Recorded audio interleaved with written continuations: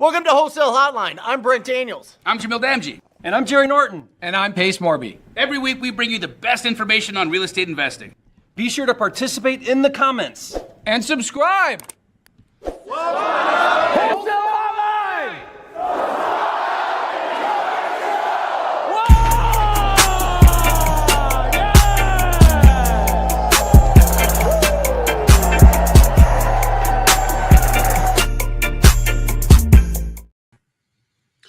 Welcome to this special episode of Wholesale Hotline. My name is Brent Daniels, joined by the incredible Pace Morby and Jerry Norton. And we are talking about what happened June 5th, 2025.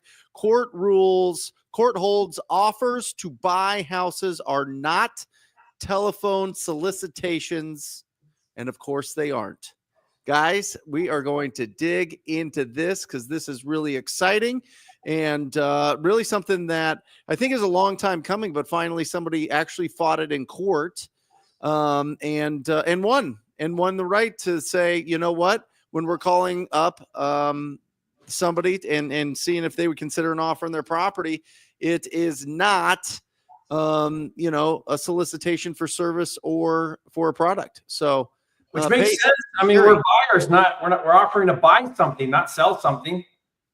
I read this. Congress crafted the TCPA to target specific types of calls, leaving other forms of outreach, such as purchase offers, outside its scope. It would require legislative action or regulatory clarification from the FCC. Boom, baby. Yeah, it's kind of a big deal. I mean, we've been talking about this for a couple of years, and I would say in the side chat, it's one of the most common questions that pop up of, hey, am I allowed to call these people? You know, if they tell me, they yell at me, or I get a letter, better yet, I get a letter saying that you shouldn't have called me, this, that, and the other, and I get a call from an attorney. I think a lot of people forget that we are the customer, right? Just like Jerry just said, we are the buyer, we are the customer. We are not asking, hey, will you buy something for me? We're not selling you anything. We're asking, hey, are you open to selling that thing to me? And what's cool about this is a couple of months ago, also the robo-dial thing got shut down as well. And so not only can you call sellers and offer to buy their house and ask them, hey, will you sell your house to me?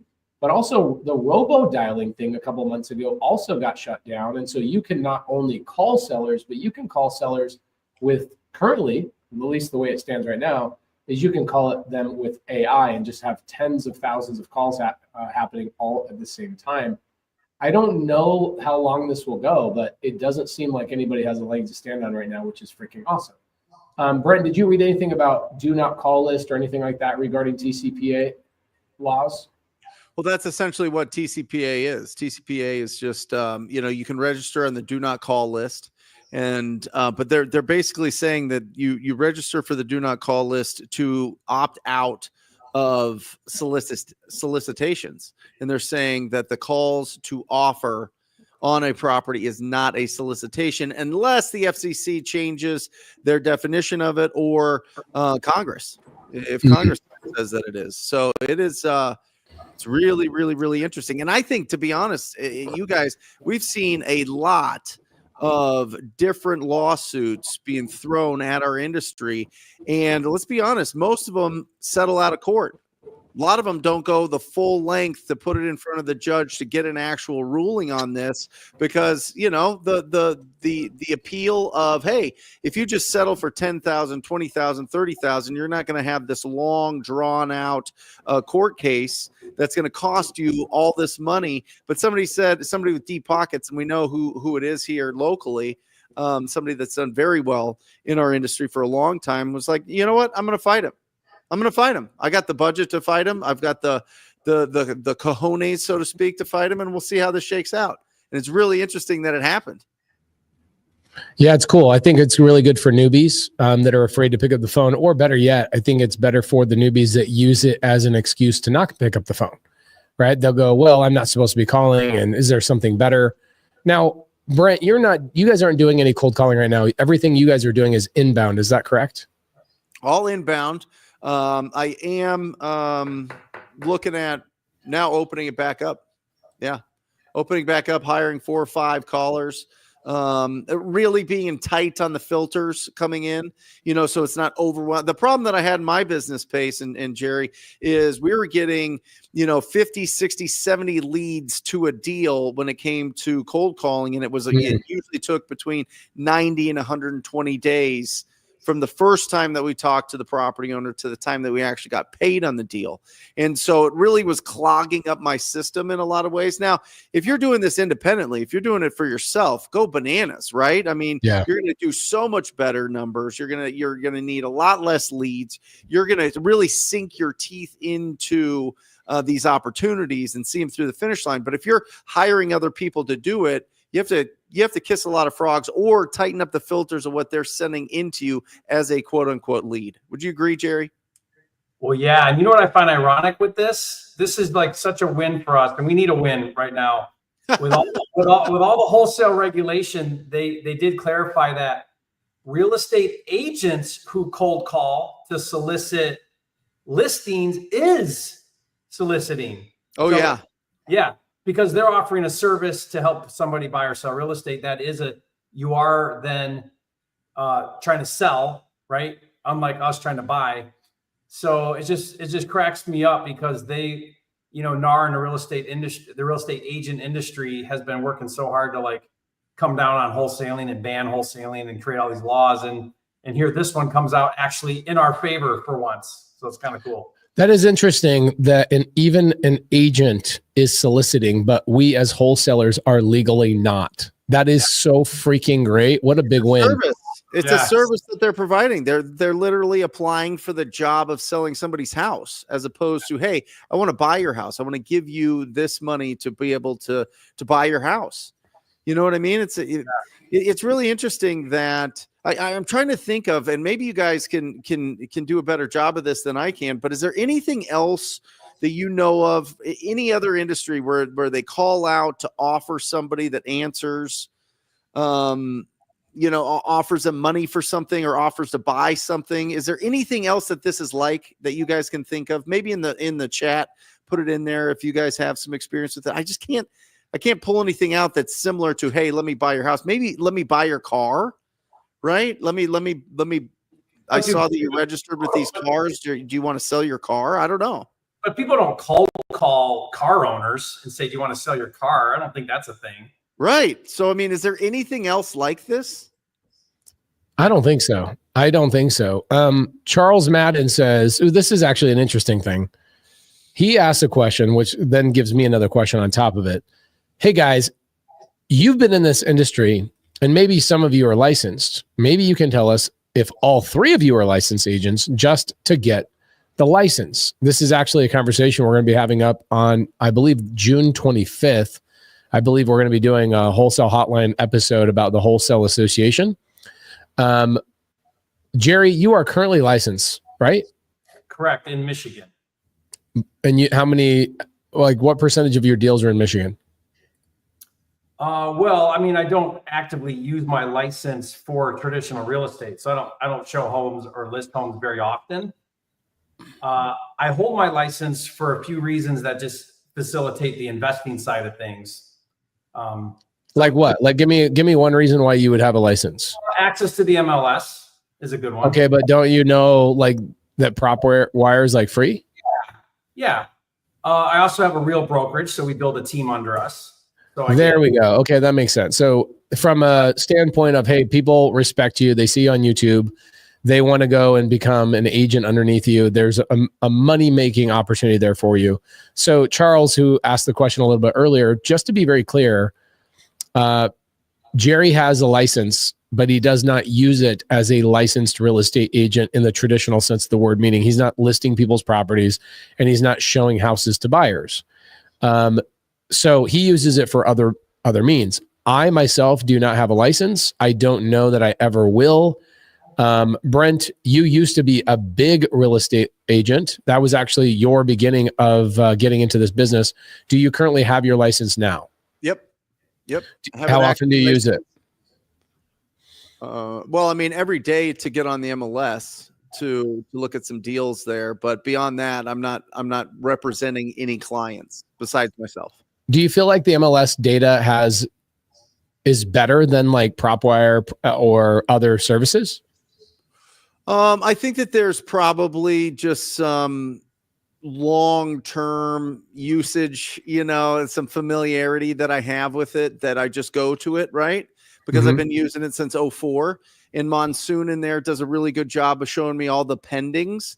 And I think that there's a little bit of lag time on some of the other providers when it comes to the properties that go under contract, which I think is really important. But I feel like, the speed of something like PropWire or these other services where you can pay to get MLS access is getting better. Or maybe it's spot on, Jerry.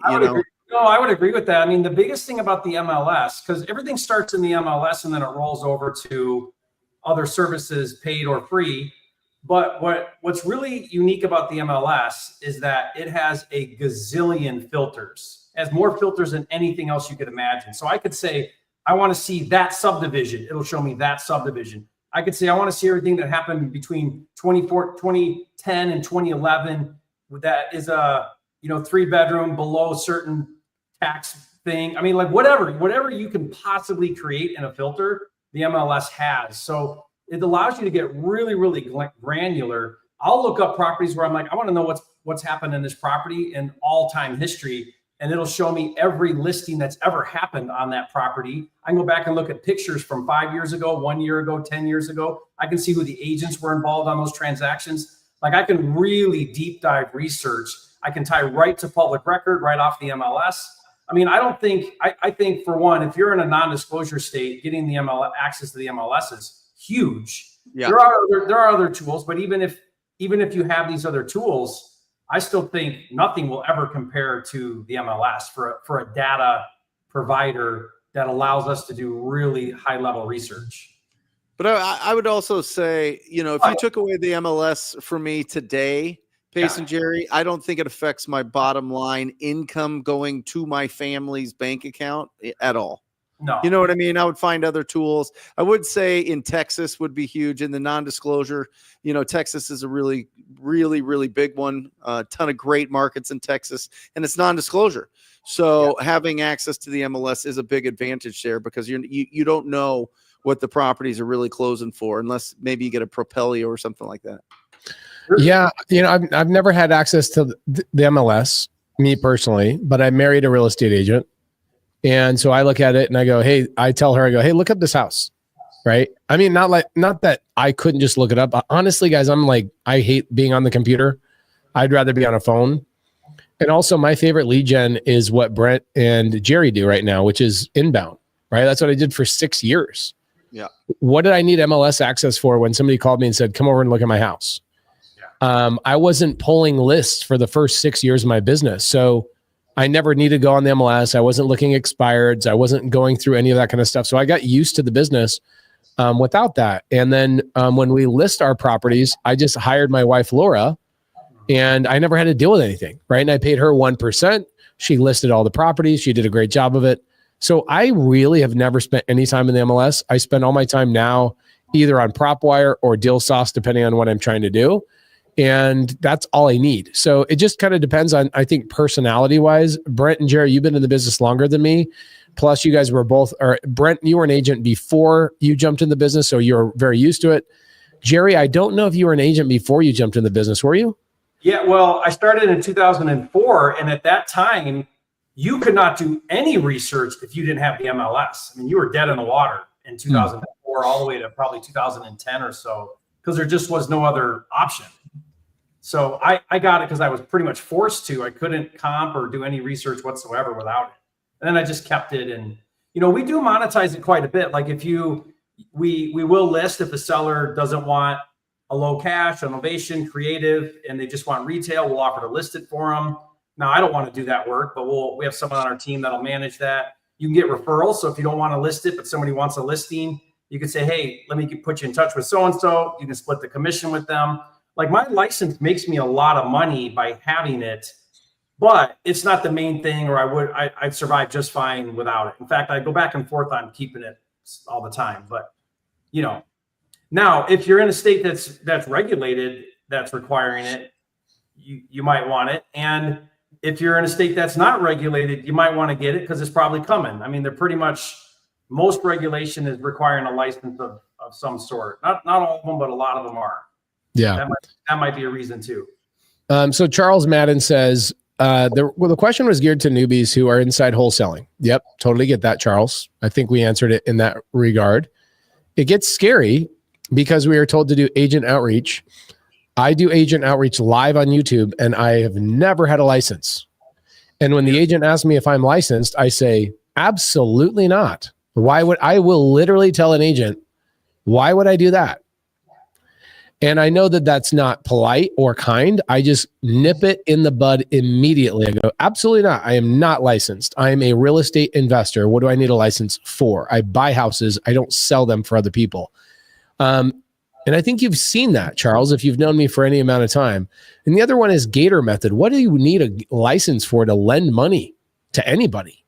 That's not a thing. You don't need that for anything. So I think a lot of times people will do this thing that Brent Daniels taught me a long time ago. It's called creative avoidance. Yeah. That's not creative finance, is it? No. Well, no. It's the opposite. It's creative non-finance where you don't make any money because you come up with things in your mind of why you shouldn't pick up the phone. By the way, Pace, Charles is not talking about wholesaling. He's talking about wholesaling. Oh, like selling on the ocean? I freaking love that. Yeah, that's what he said. Sub 2 Shanna says, I love sailing. I love that. Charles, it's a great question. It really, really is. Jalabi 99 says, I'm very pragmatic. When I need to get a real estate license to assign contracts in a particular state, then I will get one, which is what Jerry was just saying. Until then, I won't. It's not that big of a deal. I agree 100%. It's not that I'm anti-establishment. It's not that I'm anti-real estate agents. Everybody on my team is licensed. Molly, Jade, Kelly, Shelly, like every girl on my team is a licensed real estate agent. And I actually don't even know why they have their licenses. None of them list the properties for us when we flip them. My wife is still licensed. She will help friends and family members buy houses. She just closed on a deal Friday for my sister. But outside of that, I don't know anybody in my business that actually needs a license to do anything in wholesaling, fixing and flipping, or buying and holding. I think most of the people that have licenses are either like Jerry and Brent, where they grew up in the business before technology was so prevalent that there's now technology like PropWire that is as good for an investor like me as the MLS would ever be. I don't really care about all the little details. I'm aware of the filters. In fact, the filters in the MLS, when I look at them, they overwhelm me and I don't want to be looking at them. Truly. There's so many options, right? And then the other reason why you would want your license is if you're in Illinois or maybe North Carolina or one of these other 11 states that are currently making wholesale challenging for a non-licensed individual. Scott Williams says, I love PropWire. I think just about everybody does. Yeah, and this is a good point too. You can always squat up with the real estate agent if for some reason you need that. I know a lot of people in our communities, TTP, the Iguana Tribe, Sub 2, Astro Flipping, they all in Illinois, they're just teaming up with each other. You want to know a really easy hack for that too? Always. Go to a real estate agent who you're friends with in your market and then offer to pay their MLS dues, like their whatever it is, $50 a month or $100 a month, if they'll set you up as admin under them. Yeah, that's great. What you do is you get your own login now. So you're not using their login. You can't do that, but you have your own login. You can get in there, use the MLS as a tool. Now you can't set up showings and do agent stuff, but you can have your own login as an admin underneath the agent. And that's a really fast, easy way to get access to the MLS. Love that. Samuel Morgan, good to see you, brother. He says, Jerry, have you come across any wholesaler regulations in Nevada? I haven't heard of any so far.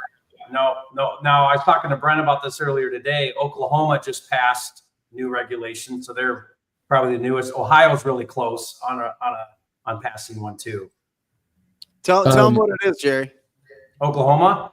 Yeah. Please tell me it's not North Carolina's where the seller can cancel at any time up until close of escrow. No, not that bad. They can, but only for 2 days. So that's not so bad. Yeah. So Oklahoma already had regulation in 2021. They passed where if you market contracts, you need a real estate license. So what everybody did, in fact, I have a full-time active operation in Tulsa, is we double close every single deal. In fact, our title company double closes an escrow for us, or what we call dry closing. So we use the funds from the cash buyer to fund the first closing with the seller, and we don't even have to come up with transactional funding. So everybody did this workaround in Oklahoma, which was double closing. Well, Oklahoma wisened up, and now they closed that loop. So the new regulation, they redefined wholesaling to include double closings. So if you double close, it's wholesaling, and you're back to needing a license, and you have to follow some new disclosure. You got to have some written stuff telling exactly what you're doing. And then the seller now has 2 days to cancel the contract after signing. That's some of the big stuff with it. All right. Brandon Martin, good to see you, brother. He says, Connecticut just passed regulation that goes into effect October 1st. Need your guys' advice on starting an association, please. Well, come to the right place. Yeah. I missed the meeting today. What do you guys want to catch everybody up to speed on what we've been working on? Well, yeah, we've been working behind the scenes with legal and a team to form an Arizona association, and we're using that as a template for, I think, a national association. So we're working through all the things to get that set up properly. And we're going to be, what are we doing, Brent? We're going to be basically announcing a big launch party on Wholesale Hotline in August, I think, is what we decided. Yep. So yeah, we're pretty excited to roll that out. Everyone's been working hard behind the scenes. We've been putting our own money into paying the legal and guys, it's not cheap to get something like this going, but we're going to start in Arizona because Arizona right now has an attorney general who's aggressively anti-investor, especially anti-wholesaler, anti-landlord. And so one of the big objectives is to lobby to get them out. We want her out of Arizona. She's so bad for Arizona. So this is some of the things that we need to do. Identify a legislator who's trying to stop real estate investing and go up against that, fight against that.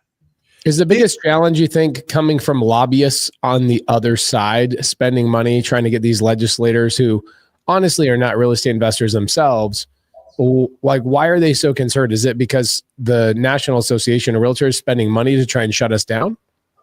I mean, that's a lot of it. Yeah. I mean, if you look at North Carolina, their bill right now, which is led by NAR, is to define wholesaling as any and all transactions unless it's your primary residence. So Pace, that would mean if you buy your mom's house and you keep it as a rental, that's wholesaling. Anything wow. is, yeah. And so and you have to have a license. So they're trying to force every transaction that happens in North Carolina that you have to have a real estate license, force everybody to get licensed and be agents is what they're trying to do. Interesting. The issue is this, Pace. And they're organized. NAR's organized. They get together, they know how to raise millions of dollars and they know how to organize for this stuff. They've been doing it for years. So someone's got to go up against this.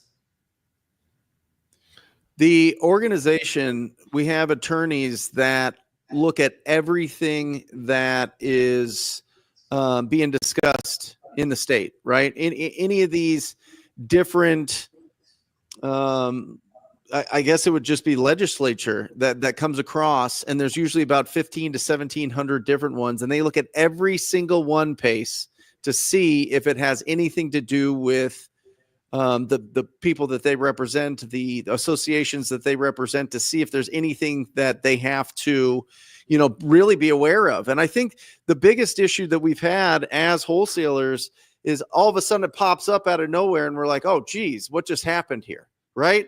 Nobody's tracking it. Nobody's going through it. Nobody's putting an argument to the other side. So they just slip right through. They just get absorbed. They're just all of a sudden activated. And then we're like, oh, I guess you have to have a license now in Illinois. And nobody knew. You know what I mean? And now we've kind of got a little bit of tracking. We've got Jerry Norton that's just, sniffing all these things out, but he can't do it all through every state, everywhere. You have to understand what's coming up from the standpoint of legislation. Which, by the way, Connecticut has not passed yet. It only passed the House May 30th. It has not passed the Senate or been signed into law yet. Have there been any states that only got to the House and did not pass the rest? All the time. Yeah. Stuff dies all the time. Yeah. Okay. So you do So want to what you're saying, we got a chance. But once it passes the House and the Senate, almost every time the governor signs it. So it would have to be where the governor's like, oh no, I love wholesalers, I'm not signing this. You know what I mean? But that ain't, once it passes the House and the Senate, it's pretty much a done deal. When are you going to become the legislator for Tennessee? When you become the governor of Montana. I think I could do that. Give me 10 years. I think I could do it. There's only about 42 people that live here, so it's not that hard. You're already going to own half the town, so be easy to vote for you. I'm getting ready to buy another 2-package RV park deal here in Kalispell for $12 million. Unbelievable properties. And I'm sitting here going, am I going to own too much in one city? When are you going to buy the one on the river? That when it's not in a freaking flood zone, dude. I'm so afraid of the floods here. This year we've got a drier year, but there was a couple of years ago, I think like 3 years ago, just flood city. And so I freak out. I worry about all that kind of stuff. Will West Virginia deals dispo at 60% of ARV? Brent or Jerry, what are your thoughts on that? I don't think anybody's dispoing that low. I don't think we're at that point in time. I mean, that was the dispo formula in like 2009. I think unless you're in like a Detroit or somewhere like that, you should be able to get up higher than 65. I mean, get close to your buyers, find out where they're buying at. Ask a lot of questions. What I do is I talk to the buyers quite a bit. And then I also talk to the other wholesalers that are players. If you talk to a wholesaler doing 10 wholesales a month, and you say, hey, what formula are you following? Generally speaking, they'll give you a real good idea of where you need to be. Remember, wholesaling is what do the buyers pay minus my fee? That's wholesaling. That's going to vary everywhere, and it's going to depend on the market. I mean, geez, during COVID, it was like 95% minus repairs, minus your fee or whatever. But I don't think we're that low at 65. Are you seeing that, Brent? Yeah, and Brandon, I mean, the answer is yes. Yeah, it sure will dispo at that low. Yeah. Oh, yeah. Absolutely. I mean, the answer is yes. The other thing, Brandon, is it depends on what the ARV is. If the ARV is 80,000 or 60,000 in West Virginia, and you're trying to sell it for 40,000 or 50,000, you're going to have some problems if it needs 60 grand worth of work. So remember with the percentages, guys, there are different zones. 0 to 100,000 is a zone. 100,000 to 250 is a zone. 250 plus is another zone. And so what affects those zones is the rehab budget, because a rehab budget for 1,000 square foot house that'll sell for 300,000 versus one that sells for 80,000 is going to be pretty close. Maybe a little bit of difference with appliances and fixtures and some of the finishes, but for the most part, those budgets are going to be pretty similar. And so if it's only selling for 80, that rehab budget's going to really, really, really affect what you can offer on that property. So go after property.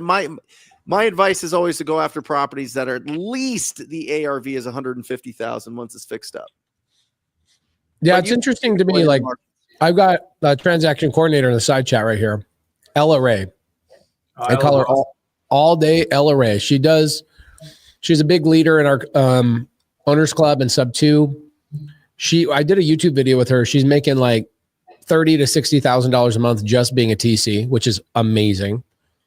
And she wants to go and buy RV parks. Awesome. Well, if I could bring Ella Ray up here, which I won't, I bet you guys out there in the audience would be very surprised at how frequently wholesale transactions cancel. And the reason why they cancel, the number one reason why they cancel, is because wholesalers don't actually ask their buyers what they should be locking the property up at. They just go and watch some old YouTube video from 7 years ago, and they go listen to some formula of 70 cents minus repairs. They don't know what the repairs are. They don't know how to calculate construction.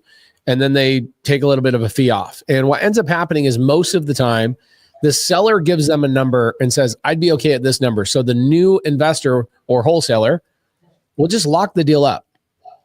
And then they go and try and dispo it and nobody buys it. And then they go, oh, wholesale sucks. No, you did wholesale backwards. You would never, ever, ever go start a Subway franchise without doing market research first. You'd want to know, what are the busy cross streets? Where are people buying sandwiches? What part of town do people, frequent every single evening at this time before opening a location? You don't go open a location, then just hope the customers come. You find where the customers are going. And it's the same thing in real estate. You go and find out what your buyers want. I was doing this on PropWire last week, where I was just calling buyers for people on YouTube. And I was calling those buyers and saying, hey, I see on the software I have that you own 32 rentals in this town. Are you buying more? And they said, yeah, I am buying more. I buy about 3 a year. What do you have? That's where you start wholesaling when you're brand new. Now, Jerry and Brent and myself, can I make a call to a seller and know what I should be buying it at? Yeah, because we've done thousands of deals. But when you're brand new, the first person you should be calling is a buyer, not a seller or not an agent. Do you guys agree with that? I love it. I squat up. It's the whole point of the show. I would also say, guys, I have over 3,500 wholesalers in my phone. They text me when they need some advice to, look and take a look and underwrite a deal. Stop trying to give cash offers to people that bought properties from 2022 and recent. Like, if they bought it in 22, 23, 24, or 25, knock it off. There is not a single deal, and it's been hundreds of deals that I have comped in the last year of people that have bought properties. They made a huge mistake. The market adjusted on them. They're totally underwater in these deals, and they're trying to convince people that are just getting started that this is a good deal because it's a good price. It's not. Knock it off. Filter out. If you filter out, go to PropWire and filter out all properties that have not. You need to make sure they've been owned for at least 7 years. At least 7 years. 5 would be kind of on the cusp. I would say 7 years. There needs to be built up equity in there, guys. Stop trying to do the deals with people that bought the property in 2024. It's a nightmare. You're wasting your time. You're wasting your time. Let's do a little PropWire action for just a second. If you guys don't mind, let me present my PropWire. And let's just show you guys how easy it is to find buyers. Okay. If you guys are new, watch how many times I have to click a button to go find a buyer. Watch. I'm going to choose Maricopa, Arizona. So that's 1 click. I'm going to go to cash buyers. That's 2 clicks. And I'm going to say single family houses because that's where there's the most transactions. That's 3 clicks. I'm going to go to, let's see, the additional owner filters. I'm going to say, I want an absentee owner. I don't want to call people that live in the house if I'm trying to find cash buyers. Yes, cash buyer. And I want people that have done, let's see, minimum properties owned by owner. Let's say minimum, you have to own 10 properties. And I want to do max 50 because I don't want to get like hedge funds. I clicked 7 times, guys. I found 17,461 cash buyers. Okay. It's not hard to find buyers. And you would just click on one of these people and go, all right, look what's cool about PropWire. It will say, I'm in mud. That's Iman's. I know. We all know Iman. He's a good guy. Yeah. He has 45 properties owned, $19 million. He has about $6 million in equity in these. So we know Iman has a little bit of money. This is a real buyer. And by the way, all of 3 of us have done deals with Chris Iman. He's a great guy. I just saw him the other day in Miami. It's where Jamil got started. Yeah. I probably have done 150 plus deals with Chris Iman back in 2019 and 20. Oh yeah. Here's another one. Owner. Skaz. I don't know Skaz 86. So this person named their LLC right after whatever. 27 properties owned. Check this out. This guy has $11 million in equity on his properties. Do you think this is a quality buyer you should be calling? Guys, this is very... Pace, if you wanted to, like, let's say you had limited time and capacity, Yeah. go back to your filters. Okay. One thing that you could do is click on, I think it's owner, go to owner. And then let's see, keep going down. No, it's not that one. Go to financial, forget which one it is here. Estimated equity, last sale date. So what you could do is you could say, look, I don't want to call a cash buyer who hasn't bought a property in 5 years. I want someone who's buying now. Yeah. Okay. How about in the last year? Yeah, so you could do something like that. Now it's going to shrink your list quite a bit, but at least you know now that these guys that we're talking to. 62 buyers. Yeah, so those are good buyers because they bought in the last year. And they have at least 10 properties. And they have at least 10 properties, yeah. And 10, if 10's too much, go to 5. I think 5's your minimum to get, I mean, you're still probably dealing with a mom and pop at 5, but if someone's got 5 and they bought in the last year, that's probably a good buyer to call. Honestly, the amount of buyers that are in Maricopa County, just on that list, I mean, you got 160 right in the center. You probably have about 500 buyers in Maricopa County just with that list. That's more buyers than I've ever had, ever. Like, I've had big lists of buyers, but I probably, in all the years I've done wholesale, I probably have only sold maybe to 100 buyers. Yeah, and the reality is it's like 25 that I've done 50 plus deals with each one of them. And I imagine you guys are probably pretty similar, right? The same buyers show up over and over and over. Yeah. Brent, you might be a little bit different because I think you're listing a lot of your properties, correct? No, we've been, Jeremy does a good job of keeping our list of buyers really fresh. So it just, in some markets, a lot of them disappear and then new ones come in. And so we try to stay on top of that and communicate with them as much as possible and try to get the most out of every single deal that we do. So, but we run across the same guys. I mean, we probably sold, 5 already through Matt Justice. So we work with a lot of wholesalers that also represent a ton of other or have a ton of other cash buyers, or they buy them themselves. So it's phenomenal. Spencer Caldwell sells a bunch. Matt Justice sells a bunch. Jamil and Keegley, they do a great job. Well, not Jamil, but Keegley, right? I'm in for sure. Do you play around with the flip properties list at all? I didn't think I was advanced enough to do that. Go back. I'll show you how that works if you want. Okay. While I'm pulling that up, Meche Cintron says, what would you say when you're calling the buyers, Brent Daniels? What would I say to them? Yeah, I mean, it depends on if you already have the deal or not. If you don't have the deal, then I would just say, hey, listen, I am going out every single day and I am pounding these phones and I'm getting in the streets and I'm finding some great off-market deals. When I run across these, can I reach out to you and see if you want to buy them? It can't be that simple. All day. Now, if I have a deal, I would say, hey, listen, I saw that you bought a property really, in this same neighborhood as a deal that I have off market right now. Do you want me to send it to you? That's it. Yes. Go to lead type space. Okay. But now go down to flip properties. And before you click on it, put your mouse over the little eye, the little question mark.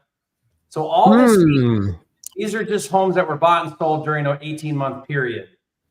So not all of these are flips because people move LLCs and they quit claim deed to other companies and there's interfamily transfers and stuff like that. But click that list and see what happens. Probably do single family. Go back to single family. Okay.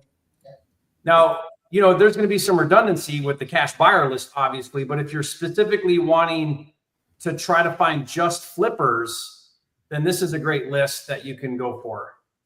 Yeah, you can put some of those same similar types of filters. I mean, it's 3,800 people that have flipped a house in the last 18 months that are absentee owners, meaning they never lived there. So click on one of those. Let's just look at the history and see what happened there. Click on one of the records. Yeah, just any one of those.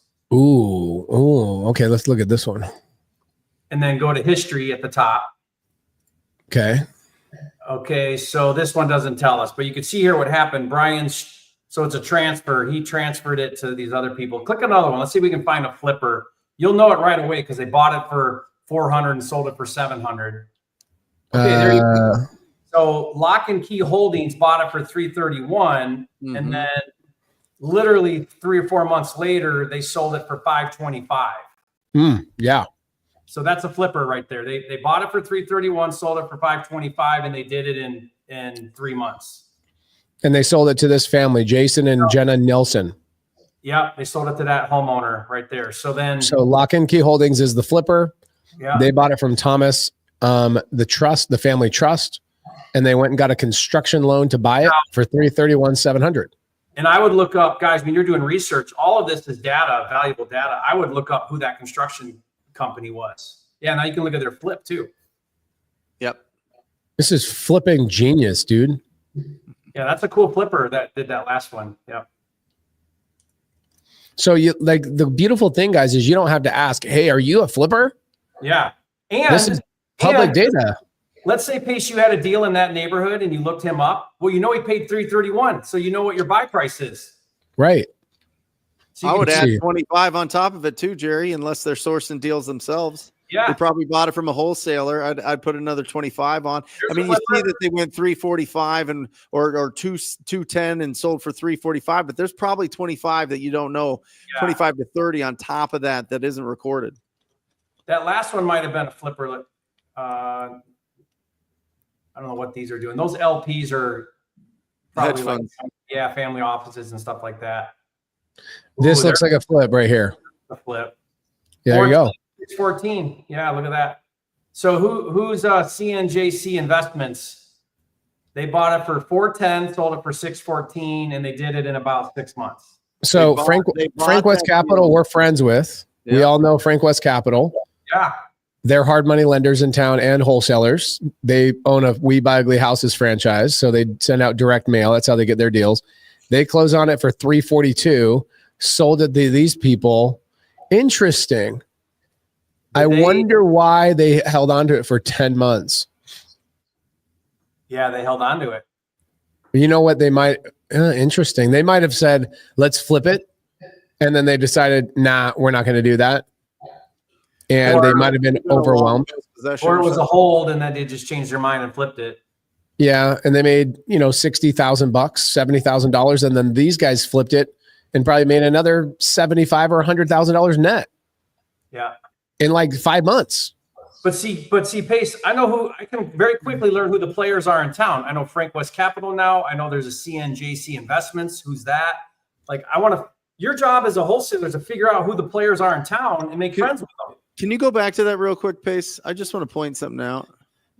I don't know if it'll pop back up, but the original price on that, guys, was $342,000.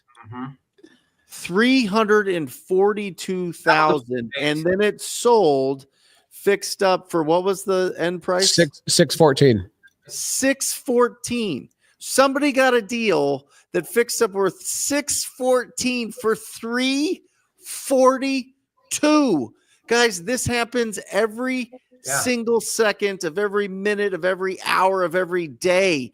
There are more deals than there are wholesalers going after them. There are more deals than there are the investors that are ready to flip them. There are more deals sitting out there just waiting for you to have a quality conversation with them. You can have all the tools. You can have all the scripts. You can have all the support. You can watch all of our videos, subscribe to all our channels, listen to all of our podcasts. But if you don't take massive imperfect action and have a quality conversation with that property owner, we will get those deals. You won't. Mm-hmm. That's the fact. Look at this juicy deal right here. Look at this. Come on. $700,000 spread in less than 5 months or 6 months. Guys, I am telling you, if you have financial issues in your life, it is all solved by you just picking up the phone and talking to people. All of it. Every financial issue. I don't care if you're in massive debt. I don't care if you owe the IRS a ton. I don't care if you've got you've got kids and you've got all these other responsibilities. If you want to change your financial life, it is literally one conversation away. You don't know. Look at this. This is proof. I'm not just saying it for hyperbole and saying it to be bombastic and all this other hype type thing. It is we see these deals every day, don't we? Yeah. Look, I mean, this deal literally just sold a month ago and the people had a $700,000 $100,000 spread between what they bought it for and what they sold it for. I would estimate on their renovation, they probably spent $200,000 on a renovation, good flooring, decent kitchen. They painted the outside, new trim, new baseboards, new doors, kind of Amazon-esque lighting. I think the shutters were probably already on this house. They sprayed no staging. And then you're right.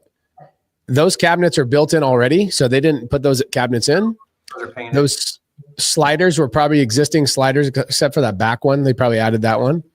I bet you, that slider, that's not original, but the other window, all the windows are original. That slider is not. New ceiling fans. They probably cleared 354 after. Yeah. Can you go to my flip that we just did right now at 325 Red Rock in Gilbert? Ace, let me show you something real quick here. Go back over to the cards on the right. Okay, which ones? Go back to your filter that you just had in, the Maricopa one or whatever. Okay. I just want to show you something that maybe you didn't know. Okay, so under each card there, below the square footage over on the right-hand side. Oh, over here, yeah. Yeah, so scroll down right there underneath right there. We identify all of the filter types that property matches. So you can see, like, go down the one below. It says +3. So if you click on the 3, it'll tell you cash buyer, flip property, high equity. You go down the one below there. It was an absentee owner. It's a flip property, and it's an MLS sold. So at a glance, you can quickly look at each of these, and you can know, okay, what's going on here at a high level. I can see all the things that happen here with this property. Yes. Guys, it's getpropwire.com is the domain. Getpropwire.com. Getrichamothertrucker.com is basically the domain. Brent, what was that address, brother? 325 North Red Rock, 2 words. Probably Gilbert. Get rid of the North. Just put N. Yeah.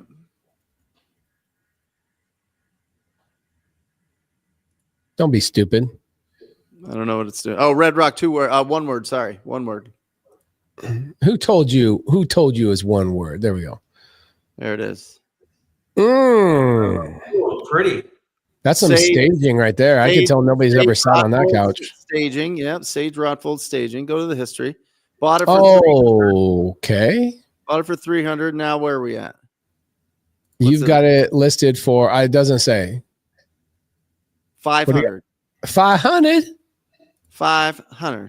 Let me guess on the renovation. Multiple offers.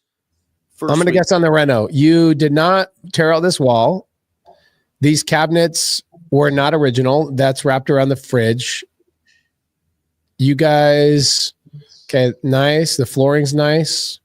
You guys probably did. That's basic appliances. Laminate. Yep. That's Home Depot kitchen right there. Yeah, Home Depot kitchen. Yeah. Really good view of that cinder block right there. I like it. You like that? I like the dude. Brent, I like that backsplash. You didn't even remove the pop out thing here. I love it. So nothing significant. It looks like these windows are probably new. All new and doors. Okay. Look new. The drapery is freaking phenomenal. You love it. Yeah, actually, it's really nice. The staging's you killed the staging, dude. Well, that's Sage Rotvold, Luke Rotvold's wife. Absolutely incredible. That's good. Okay, carpet in the bedrooms, love it. Total flip. These are new doors, new trim. You just did hollow core doors, so not super expensive. That's the original closet. Yep. This is new cabinets, new everything. I would say on this house, you guys did everything basically. Looks like you might even about 1,800. Okay, I'm gonna guess you spent 90 to 100 grand. You're right. You needed an AC, 90 grand. Okay, love it. So you guys are gonna net 60, 70,000 bucks on this deal. Yep. Freaking phenomenal. How long did that take, Brent? That rehab? 8 weeks. Wow, in and out. You must have hired some Montana white It could've boys. been faster, but we were waiting on Windows. Bro, isn't that crazy that that the window thing is such a big deal? Yeah. Huge. But I'll tell you what, if I would have wholesaled that though, we would have made like 50 or 60. without doing anything. Interesting. Truly, Pace. Yeah. Truly. Maybe No. more. Then Maybe more I because do somebody could rehab. have come in with a crew. I think somebody local, like a Frank West, could have gone in there and they could have done that for maybe 60, maybe 70. You know what I mean? And just did a really great job. But yeah, we should have wholesaled it. I mean, we should have wholesaled it. It was the exact time. Literally, I was like, well, maybe I'll do some flips because that huge lawsuit that hit in our area here. I was like, oh, I better change everything to flips. I got to flip everything. I'm not going to, all this stuff. And I freaked out. It was an emotional decision. And I screwed the team because we should have had that money in our account and should have just put that back into the machine and gotten 3 more deals. But sometimes you got to do a flip and show it on Wholesale Hotline every 5 years. Yeah, it's interesting. Are you not doing a lot of flips like that, Brent? No. I mean, it's definitely not our bread and butter. I mean, I looked at it because it's like, if you're not defending your right to assign deals, if you're not defending your right to wholesale properties, which we haven't until we all got together here locally, you could change it in a heartbeat. They could just say no more assignments. No, you have to buy these properties, which is fine. We would adjust. And I was like, well, maybe I'll just, start planting a little bit of seeds early on so that we don't, get the rug pulled out from under us and not be able to have all of the connections that we need to do and need to have to do a good product.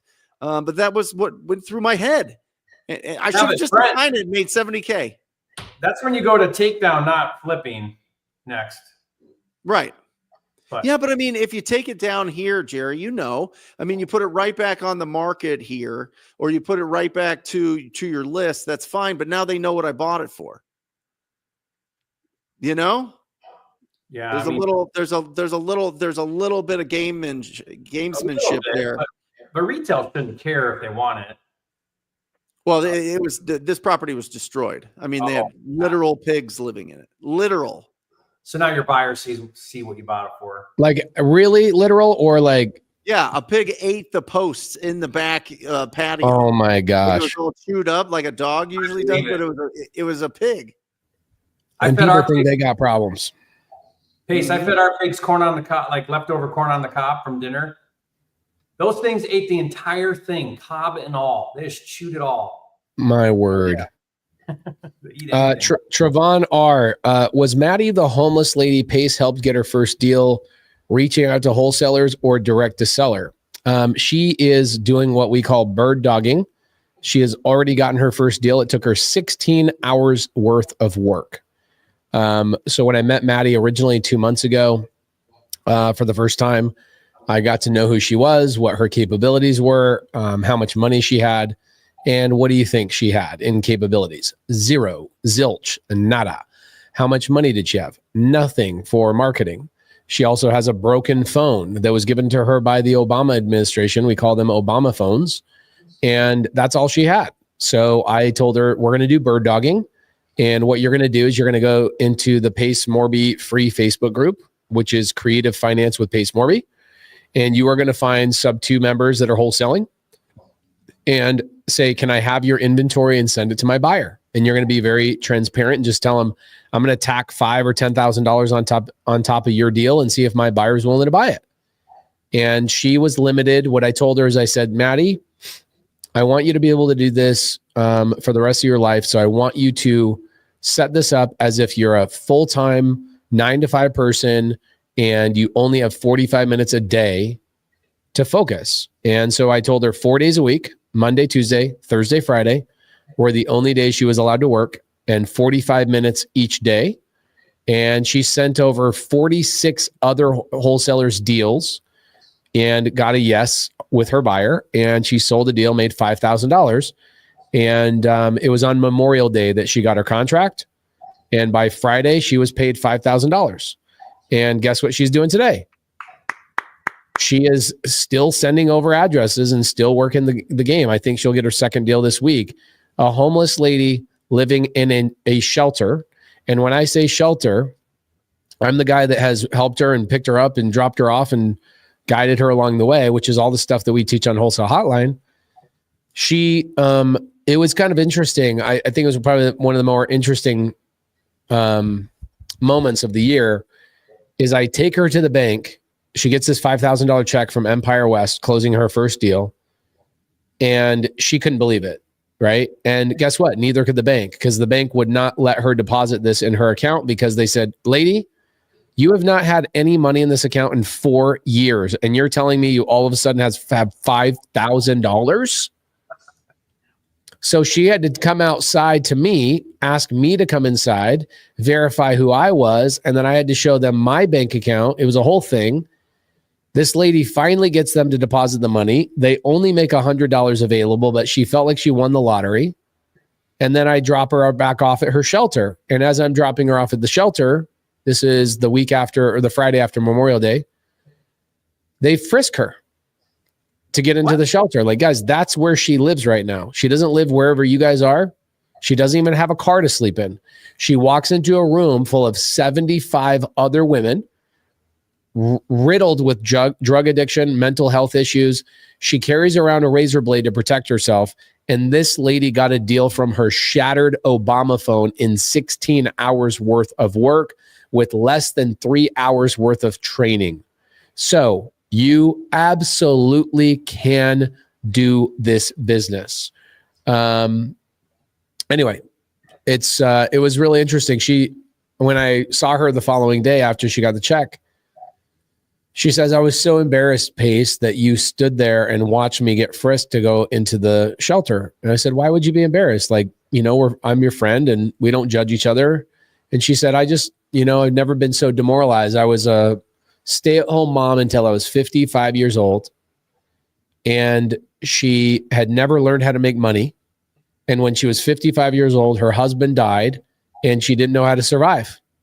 And so she tried to rely on friends and family. Nobody helped her. And she said, well, I'll just drive across the country in my car and I'll find this friend of mine that I went to high school with that's in Arizona. So she drove her car from Connecticut to Arizona using the last money she ever had to her name. And her car broke down a week after she got into Arizona. It overheated from how hot it was. Her friend abandons her for a man. I'm moving in with this guy. Sorry, there's no room for you. And Maddie says, well, I'll just sleep on, I'll sleep on the bench. I'll sleep on a park bench for one night. And one night turned into 4 years. Wow. And here she is. She's now wholesaling. So anybody can do this business, guys. This is the beautiful thing about why the Wholesale Association is so important, is because think about all these people out there, hundreds of thousands of people that are like, I cannot afford $2,000, $3,000, or $5,000 to become a licensed real estate agent just to get started in wholesale. And I need an opportunity. And what is going to be available in 5 years? Is Uber Eats going to be around in 5 years? Is Uber at all? Or let's say Lyft or any of these services, are they going to be around for human beings, or are they going to be replaced by robots or automated cars?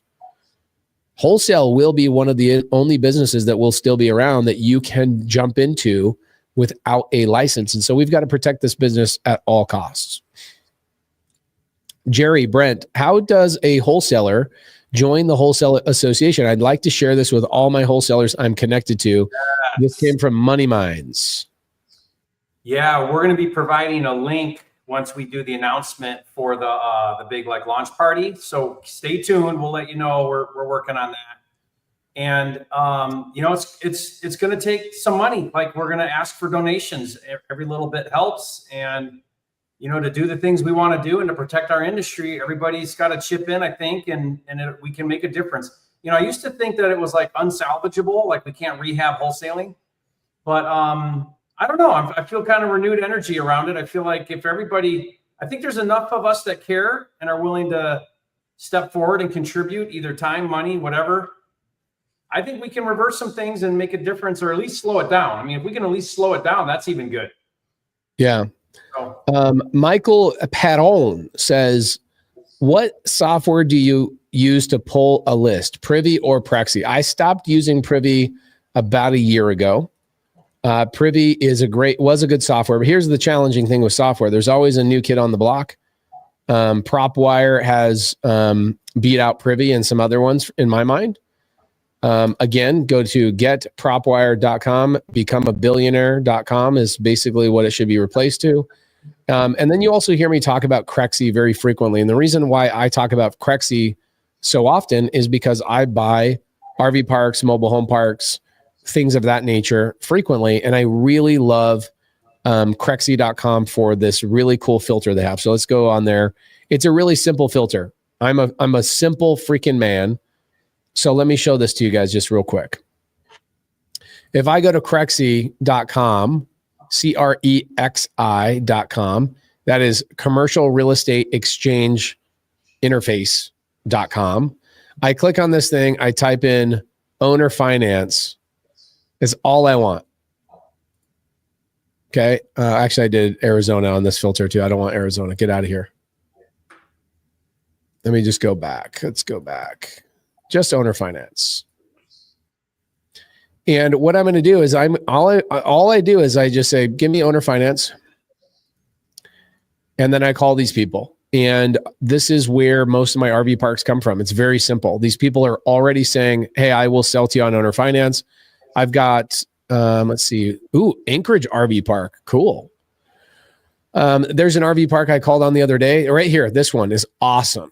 Okay. Rockport, Texas is down by Corpus Christi. I talked to this agent. This agent is really, really cool. Annette Scott. She has so many freaking RV parks that come through her pipeline.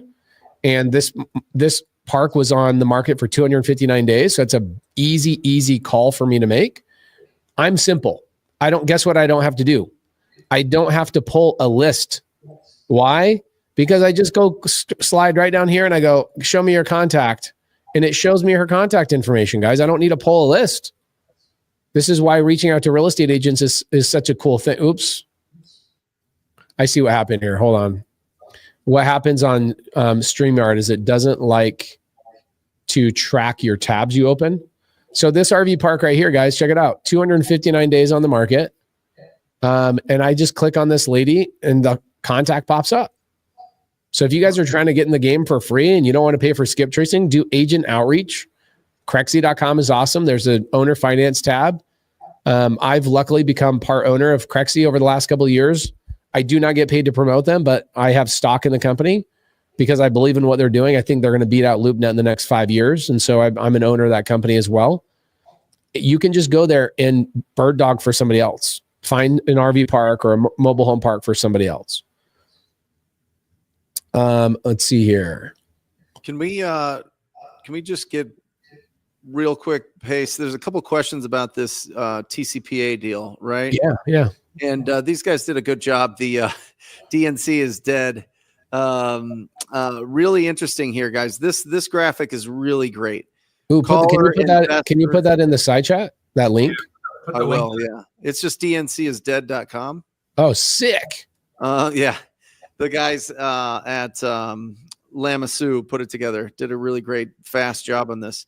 But basically, if you're an investor versus an agent, it's a difference, right? You're calling to buy the property, not list the property. There's a big distinction there, and they make it here. Now, there's a question in the chat. Does this translate to SMS as well? And I talked to 2 TCPA attorneys. The answer is yes, it does technically. Now, this is a local judge in Arizona here in Maricopa County that made this ruling.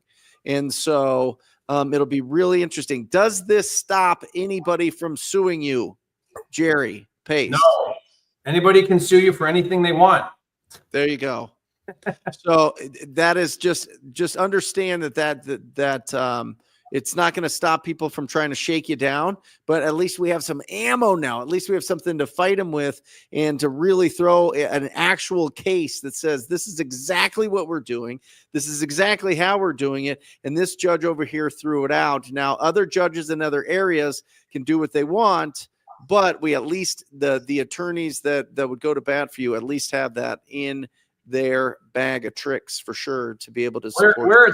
Where it's helpful, Brent, is when new lawsuits come forward, what they typically do is they will look at case law, existing case law, and that existing case law makes a really strong argument for it. So, I mean, what we need like 3 or 4 of these to go through in our favor. And then now the case law is pretty established, and then people will stop suing because they'll feel less chance of winning because there's a lot of case law out there, right? But it's a start, and it's a start in the right direction. And 11 o'clock, which that is 2 o'clock East Coast time on Wednesday on my live show, I will have Eric Allen, TCPA attorney, on to answer some questions about any changes and any advice that he has there. So make sure that you guys tune in on Wednesday or watch the replay. Yeah, for the lawsuit that was won, I'll put that link in the side chat as well. For those of you guys that want to go and see that lawsuit that was won by one of our friends here in Arizona, has very deep pockets and was just very sick and tired of people saying that we're doing something we're not doing. Yeah. So that's in the side chat for you guys to go and read. And here's the thing is, if somebody says to you, hey, you're not allowed to be calling me, just copy and paste that and go, hey, just so you know, this has been deemed in other states as perfectly legal. I'm not soliciting. I'm not trying to sell you anything. I'm not a Girl Scout trying to sell you Girl Scout cookies. It's the same with no soliciting when I'm knocking doors on foreclosures. People go, do you knock no soliciting? I'm like, yes, because I'm not soliciting. I'm asking them if they'll solicit to me. Please solicit your home to me. Please try and convince me to sell your home to me. So I would share that link with people. Very similar when I won my first lawsuit in real estate in 2017. I had a seller that actually here's a fun story. So I had a gentleman named John I was doing business with in Arizona. He would dispo my properties for me. And I get a call from the title company on this deal that I went to the house. I didn't have the contracts. This is before like I was really good with like digital stuff and I had a transaction coordinator. This is like 8 years ago. So my wife went back to the house and got the contract signed. And in both situations, we recorded the entire conversation. So I record every appointment, every conversation on my phone. I do a voice memo. And by the way, Arizona is a one-person state, meaning I'm aware that I'm recording. They don't have to be aware that I'm recording. It's just I have to be a party to the transaction. So I record the conversation. My wife records her conversation. She gets the contract. We open escrow. I send the deal to John. I go, hey, John, will you sell this deal for me? John had an agreement with me that he made a flat fee of $5,000 on every deal I sold. Okay. And then he saw my contract and saw I'm making $100,000 assignment. That didn't sit well with him. So what happened was I get a call from the title company a week later saying that the seller is canceling, saying that you got her to sign under duress and that she was in a bad state of mind and this, that, and the other, and that she's canceling the contract. And I said, I called my attorney, Sean, I know Brent uses Sean as well. I call Sean. I go, what do I do? And he goes, you go after her and you sue her for what is called specific performance, meaning she failed to perform a specific thing in the contract, and you can sue her for damages and force her to sell the house. And so the first step is you file what's called a lis pendens, a pending lawsuit, cost about $1,200, and you lock up the house and anybody else's ability to buy that house. And over the course of about 100 days, we went to mediation. And we didn't want to go to full-blown court. And it came out that John freaking went and knocked on this lady's door. Backdoored you. He backdoored you. Yes, he backdoored me at the front door and knocked on the door and said, hey, my name is John. This Pace kid is trying to sell this house to me, and I see how much he's paying, and I'll pay you $5,000 more than he's paying you. And the letter she wrote and the email that she wrote to the title company was so sophisticated, I immediately knew it was not her. And he obviously coached her along. He wrote the letter. He wrote the cancellation. He tried to find some hole in my contract. Luckily, it was written by an actual attorney, and they knew exactly how to make it so nobody can get out of a contract with me. And anyway, I ended up getting the house for what she sold it to me for, minus 20 grand in damages, minus attorney's fees. She ended up losing $30,000 off of the original sales price and was forced to sell the house to me. Why do I tell you this story?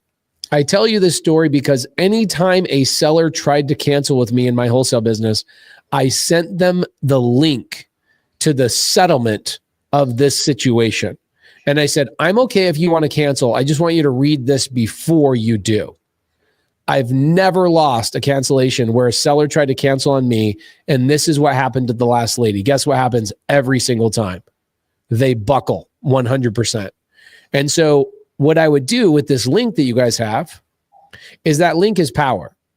Is it going to come up that often? No, maybe once or twice a year, but keep it in your back pocket. When somebody says, you're not allowed to call me, I'm on the do not call list, and they're yelling at you and threatening a lawsuit, send them that link and go, I did nothing wrong. You just have an opinion. And sadly, it's a different opinion than this judge has already ruled. And go forward with confidence that you're not doing anything wrong when you're calling people, because you are not trying to sell them a service. You are buying their property. Okay. Ingrid says nobody likes to be backdoored, exit only. Ingrid, always. This is why we think you're one of the boys. We love you. You're incredible. Ingrid Hernandez is amazing. Okay. So you have a deal under contract. A wholesaler comes in, says he's interested, and puts $5,000 deposit. 3 weeks go by, title is cleared, everything. Let's see, where is this? Anthony Cruz. Where's the rest of this, Anthony? It's at the very bottom. Yep. You have a deal at the very bottom. Okay, everything's cleared, everything's ready to close in 5 days, and suddenly he backs out claiming health. What do we do, boys? Was it non-refundable, the earnest money? Better Should be. have been. Take the earnest money, resell it. Agreed, 100%. In fact, I'll tell you a story on a deal I just did a couple of months ago where I committed to a deal and I backed out because my team comped the property incorrectly, and I came in and go, dude, we are like 80 grand off on this comp. We are going to lose our butts. And guess what I did? I called the wholesaler and I said, keep my $5,000 earnest deposit. Just so you know, this is how I do business. You take my deposit, go sell it to somebody else. I apologize. We'll close another deal with you another day. And she has sent me multiple deals since then. I think we've closed 2. So if they're a good buyer and they're backing out on you on non-refundable earnest money, they should let you keep the non-refundable earnest money. I don't care what the reason is. Health, a thing, that. By the way, guys, there was a guy named Ruben in 2nd grade when I was growing up that this guy would fake sick all the time. And finally the teacher goes, Ruben, you're so full of crap. I don't believe you anymore. We're not going to call you out. You're not going to leave. And guess what Ruben did? He goes, oh, faking sick doesn't work anymore. I'm literally going to crap my pants in school to get out of school. And Ruben would full on dump in his pants to leave school. Man. Was it school that bad? No, he just didn't like school, I guess. But I remember this so vividly in 2nd grade. I like Ruben. Ruben's seeing this. What's Ruben doing now? We got to hire Ruben. I bet he'd be a good wholesaler, Pace. He probably would be a good wholesaler. He hates the establishment, but he hates the establishment. Yeah, Mrs. Heredia, look at my this teacher. She says, Pace, your whole life. This is what you're going to learn. Your whole life, you are going to find people that will lie to get out of all their obligations, and they will make things up. And Ruben is a really good example of that. It freaking was tattooed on my brain that people will full on crap their pants to skip school. That's right. So guys, I'm telling you, when somebody says, oh, I'm sorry, I can't do the deal, my health. If you wanted to honor your commitment, you would have just sold the deal to somebody else. But you tried. That's just an excuse. Yeah. You tried to daisy chain the deal. You couldn't buy it. And you want to get out of the deal. You're like, oh crap, let me fake this health thing. And that's happened so many times in your life that I'm sure you're the boy that cried wolf. Nobody believes anything that you have to say. Take the earnest money and run. Yeah, car dealerships can cold call, by the way. Car dealerships can cold call people that have not expressed interest to see if they could buy their car. It's the same thing. Yeah, but who does that? Why? I just Car automobiles are cold calling homeowners. Hey, you want to sell your used car? Yeah. Every day. You've never had one of those calls? No. Oh yeah. Okay. No, I never have. Lead No. generation, baby. Morning tomorrow. Yeah, you're gonna get a bunch of them. Yeah, interesting though. Yeah. Yeah, it's interesting how Ruben was that committed, by the way, to crapping his pants. And most people can't even be committed enough to pick up one phone call and call it one agent. You know what I'm saying? Like, he probably is a killer wholesaler. Okay, so Rodolfo, what if the wholesaler backed down after a contract and I wired non-refundable EMD? Okay, what if the wholesaler backed out after the contract and I wired non-refundable EMD? That's a good question, Brent. Any idea on that? Yeah, I mean, it's with the title company or closing attorney. So either you're going to buy that house, buy the property, or if it cancels, they should wire it back to you. Yeah, I would add, if you're the wholesaler and you put down non-refundable, you better be dang confident in your deal, because your earnest money is non-refundable. You're committed now. So if your buyer flakes, find another buyer. Keep their earnest money. Your cash buyer's earnest money should always be more than your earnest money with the seller. Yeah. You know what's going to be interesting, Jerry? The more that they're really coming down on memorandums on deals, I bet you're going to see a huge uptick in specific performance lawsuits. Oh yeah. And you're going to see some real reluctancy to put down earnest money too if you can't do memorandums. Oh yeah. Because I don't want to put down a $5,000 non-refundable and then the seller goes dark and I can't get my earnest money back and I can't file a memo. Right? So like, how's that going to shake down? For the people that don't know what a memorandum is, what is a memorandum, Brent? Memorandum is just it's a recorded document that shows that you have a purchase agreement with that property, typically in the way that we're talking about it. But it's a memo that says, hey, listen, I've got this property under contract. Nobody else can buy it, basically, unless I assign my rights to it in kind of a broad terms. It clouds title so the seller can't sell it to anyone else. Yep. Yeah, it's physically impossible unless the title company screws up.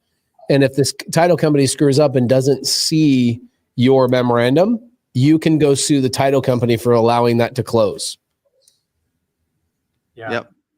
Yeah, it prevents them from getting clean title. Yep. And so you're going to see more lawsuits, I bet, Jerry. More. You could probably file the lawsuit yourself for specific performance. You probably don't even need an attorney. I mean, you don't. Once you have the paperwork down. Filing a lawsuit for specific performance is not the same as filing a memorandum. A memorandum costs you nothing. Title puts it on and you wait. Suing for specific performance, you can't sue anybody without spending 10 grand, You don't think that people will figure out the paperwork and just file it? Yeah, I think you can with a Liz pendants, like for specific performance, for sure. Yeah. Yeah. I mean, I'm a little bit, I think if I was starting out now and I've got ChatGPT, I probably could figure it out. But where I was starting out, I wouldn't even chance it. I would just hire the attorney and let them take care of it. But I think now people can. Step number one is you're filing a Liz pendants, which is acknowledged in all states, just FYI. All people in Massachusetts are like, well, they don't look at memorandums. Okay, well, they'll file a Liz pendants, which means I'm filing a lawsuit and I'm letting you know that it's pending, and it locks up the house immediately. And the cool thing is on a Liz, you could file a Liz pendants for no attorney. I always did it with an attorney just to make sure it stopped the sale, stopped everything, so I could prevent anybody else from closing on that property. Robot lawyers should be cheaper, hopefully. Yeah, they will be for sure. Brent and I talked about this. I mean, we release earnest money early all the time as a seller benefit, so they can move and stuff like that. Well, now what? You release $5,000 in earnest money early before closing. So I think what we'll end up doing, the shift we're going to make is it's a lien now. We're going to lien the property rather than to file a memo. Yep. And we can now because we've given money to the seller, so we can do that. Yeah, that's very similar to the situation with that real estate team that was going out knocking on doors telling people, hey, we want first right of refusal to list your property. We'll give you $500. Because they actually transferred money to that person's name, they were physically able to file a lien on the property to prevent anybody. They weren't memorandums, they were full on liens because there was money that actually exchanged hands. It was genius. I think I think they got rid of that. I think the attorney general got rid of all that kind of stuff. Do you know where the memo problem's coming from, though? I've been doing a lot of research on this because there's a lot of bills out right now. Tell us. It's coming from real estate agents with their listing agreements. So agents file they file memorandums on their listing agreements, and these things are like 40 years old, or like they last for 40 years, and they endure survivorship and all this. It's agents being unethical and shady, not wholesalers. That's crazy. Wow. Yeah. Wow, bro. Yeah. And we're That's insane. That's insane. Yeah. Like, just do your work. Just go find another client. You're going to tie somebody in to sell their house for decades? Come on. Yep. And then they negotiate their commission when they try to resell it. It might take me decades to figure out how to pronounce this name. Quentavanian. That's definitely not right. Hey, I have a deal right now. I wrote up a contract. I'm just stuck figuring out the next steps. They wanted $480 for the property, and I got it locked up at $447. What are the next steps I should take? So there's a lot of missing information here, first and foremost. They wanted $480, but you locked it up at $447, which means that you bought it below what they originally wanted. Congratulations. That's freaking awesome. But we don't know the address, and we don't know if this is actually a deal. What I would do is I would go into the Wholesale Hotline Facebook group, or I'd go in the Creative Finance with Pace Morby Facebook group and go, I have a contract on this house for this much money. Who is a buyer for it? You got to go find a buyer. Go find a buyer. Or better yet, I'll show you how to do it. Quintavarian, I'm so sorry. I definitely don't know how to pronounce your name. What I would do is I'd go to PropWire, getpropwire.com. And I would go to that filter that we just did and find a buyer that's within like a mile or two of where that house is located and start calling them and saying, I have a house under contract. I think you might like, can I send it over to you? If you talk to 10, 15 buyers, you'll know exactly what the right number is because they'll tell you. Yep. My first 100+ deals, I did not comp one property. So, and I also never canceled the contract. Like that is the craziest thing. I got so lucky. I don't think I knew people canceled wholesale contracts until 2013 or 14. And I started meeting wholesalers at meetups, and they're like, oh yeah, I keep getting deals under contract, but I can't sell them. So I'm canceling. I'm like, so your buyer's backing out? They're like, no, I just can't find a buyer. I'm like, okay, man, I guess I just got really lucky. You know, I had my first mentor bought my first 100 deals. Jamil bought my next 100 deals, 120 deals. I never had to comp a property. I literally just texted them the address. So you, Jerry and Brent, you guys do a lot of inbound leads. And so I would get those leads. I would literally text them to Jamil and go, hey, what do I need to buy this for me to make money? And he says, buy it for 200. I can sell it for 210. So, if you want to give me $5,000 or $10,000, cool. Anything you buy under $200,000 is all yours. I'm like, okay, done. And then I'd go in and go, all right, I want to make 25 grand. I'm going to try and get this locked up at 175. I'd get it locked up at 175. I'd let Jamil go sell it for whatever he could sell it for, and I'd make $25,000. I don't know why you guys do everything so backwards when you're brand new. Why are you? Think about what you're doing real quick. You are going to a seller and you are giving them false hope when you have no idea who the buyer is when you're brand new. This is a real family with real situations. They have real budgetary concerns. I have a house in Fayetteville, North Carolina, I bought 4 years ago.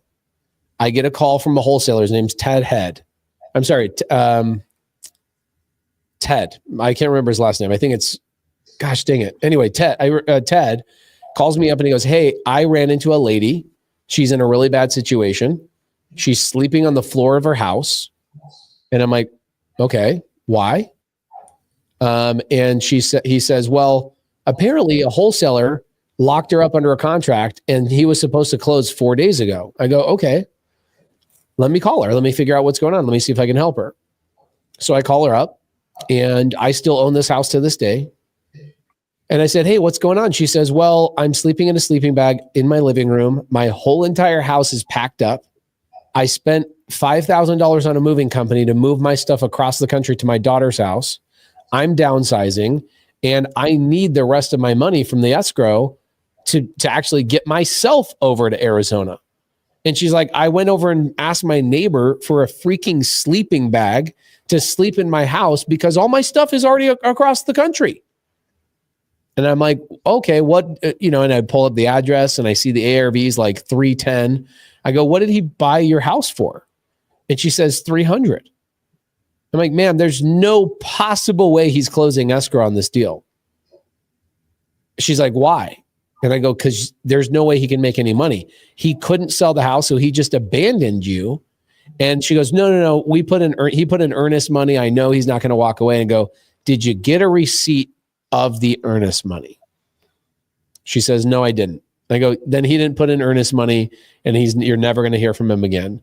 I ended up buying that house sub 2. I took over her 2.5% rate. Great deal for me. I cash flow $500 a month on it. But I look at this and I'm like, guys, you should not be calling sellers and negotiating with sellers if you don't freaking have a buyer, especially when you're brand new. This is what gets our industry a bad name, is that, wholesalers are out there willy-nilly. They don't have a buyer, and then you lock up contracts and you don't know what to pay.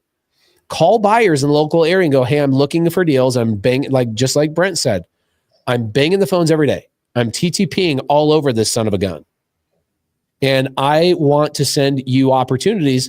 When I'm negotiating heavy with a seller, can I send you an address and you tell me what I should pay for it so that I can just send the deal to you?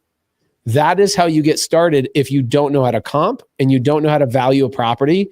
You do not lock sellers up in contracts if you don't have the ability to sell it. That makes you, bro. And that's a problem too, is I think people want to leave the industry after they have too many canceled contracts to go, this doesn't work. And they want to leave. And that's not accurate. It works. My first 250 contracts, I don't think I canceled one time because my buyer told me the price before I even got the house under contract. And I like that. Samuel Morgan, this is a good one. I have one in North Carolina right now, a deal that we're wholesaling, a sub 2 deal. And I told the buyer or the seller, I said, I don't know that I can sell your house. You got a 5.5% rate. It's not the greatest. Let's do a non-exclusive option. So I'm not held to it and you're not moving boxes and you're not buying your next house. I don't know I can sell it, but if I do, I'm going to make 10 grand. Are you okay with that? That would be a non-exclusive option agreement that we've talked about on this channel before. Probably last question. Jerry, vacant land deal for you fell apart because the company that gave me the proof of funds letter doesn't do vacant land deals. Can your team still look at the deal? I should have just used your proof of funds letter. Yeah, our proof of funds letter doesn't have any land exclusion. That doesn't matter. So you could use it for land if that was the question. Totally. Okay. Yeah. Let's see. Oh, there it is. Ingrid Hernandez. So Ted Miller is one of my good friends, and Ted Miller, it's a great story, really great story. Option contracts. Okay. I recently signed up for Flipster, Jerry, on basic. I got stuck on the assignment pro. Don't have a cash buyer plus 5 and 10. I got stuck. Should I just list you as a buyer, Jerry? I recently signed up on basic. Or put it back up. I'm not following. I got stuck on the assignment. Oh, the assignment pros is just the contract. Don't have a cash buyer plus 5 and 10. Help me understand what he's asking. Plus 5 and 10? I got stuck. I don't know. I don't speak David Hefner's language. Yeah. Okay. Here's a better question for you, Jerry. Jerry, did you pre-sell the Puerto Rico new build? Not yet. It's up for sale, and we've listed it with renderings while we finish it. So we had a guy from the Bahamas.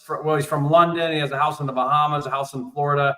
He spent an entire day at the property. Yes, of course. Yeah.